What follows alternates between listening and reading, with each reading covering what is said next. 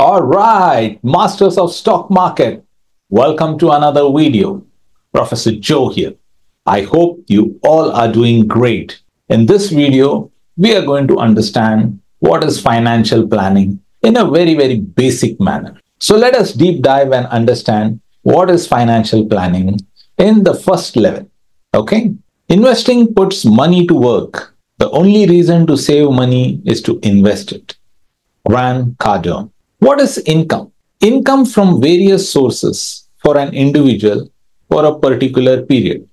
So when a person is getting income or source of funds from various sources is called as income for an individual. Now, for a normal person, it is only salary. But there are entrepreneurs who make business and earn good profits out of it too.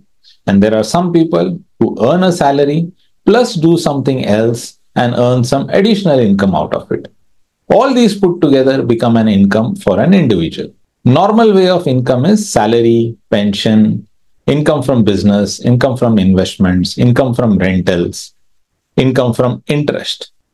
Now remember, income is the foundation for all financial planning. What is an expense? Expense refers to the total amount of money spent by an individual towards various needs and wants. There are fixed expenses like utility bills, food, clothing, entertainment, fitness, education, insurance, rent, home loan, car loan, phone bills, taxes. Then there are one-time expenses, and these expenses are not very regular. It might happen once in a lifetime or maybe 2-3 times in a lifetime. Like buying a home, maybe couple or triple times. Marriage, mostly once. School, college admissions, 2 to 3 times. Home repairs, every 2 years. Medical emergency, hopefully never, but it also happens.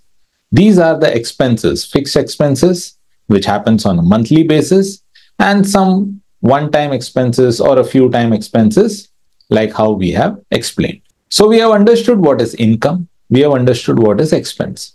Now, what is financial planning? Financial planning is a process of setting financial goals, assessing the current income inflow, and creating a strategy to achieve the financial goals. It involves calculating the income, budgeting, saving, investing, managing financial risk to achieve the financial goals. Part 2 is setting up a SMART goal. SMART basically means specific, measurable, achievable, relevant, and time bound. SMART goals are for goals such as buying a house, children's education, marriage, buying a car, international vacation, emergency fund, and retirement fund. These are things that we can measure as per time, and we need to plan for it. Every single goal must have a specific time and a specific amount attached to it. Then only you will be able to create a good financial plan. Depending upon the income, assets, and liabilities, one must prepare an investment strategy or a financial plan. The financial planning will keep changing as per the increase and decrease of the income, responsibilities, and expenses. We have to take wise decisions whenever such things happen. Everyone have different goals, different responsibilities. That's why everybody's investment strategy and financial strategy will be different. Many things play an important role in this, like the age of the person, the current responsibilities of the person, the family size of the person, the interests of a person, the hobbies of a person, and other things do matter.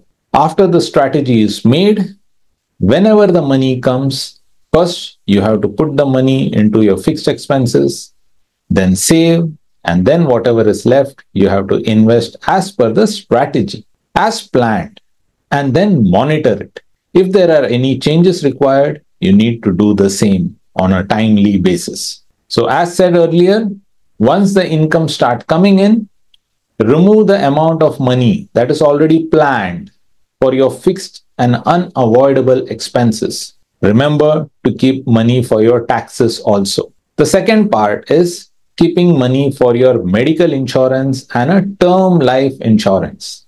This is very, very important. Next step is to keep an emergency fund, which we also call as savings. Savings is basically our emergency fund.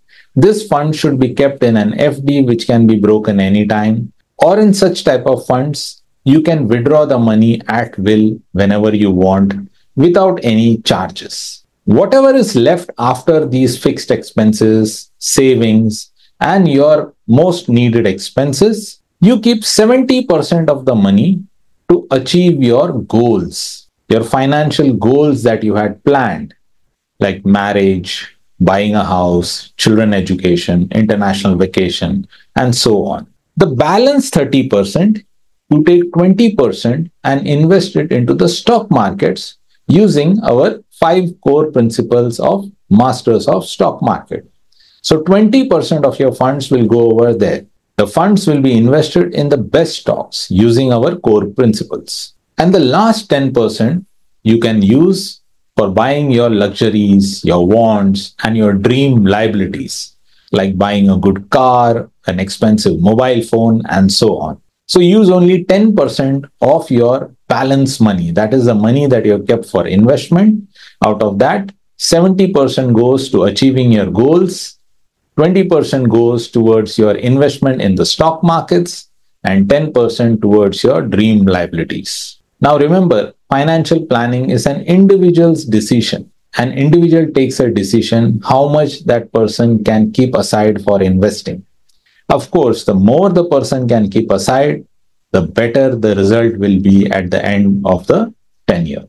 A financial planning gives an individual a clear roadmap on how the income must be split. It's very, very important. One who does this will experience the power of wealth compounding and will surely achieve financial freedom at retirement. Like Warren Buffett says, the more you learn, the more you're going to earn. And I always say, keep learning, keep growing, keep getting better every single day. I hope that this video has given you a fair idea of what financial planning is. Yes, financial planning requires a lot of individual attention and individual requirements need to be understood. Then only a proper financial planning can be done. This video will give you a fair idea how it is done. That's all in this video. Thank you. Namaskar.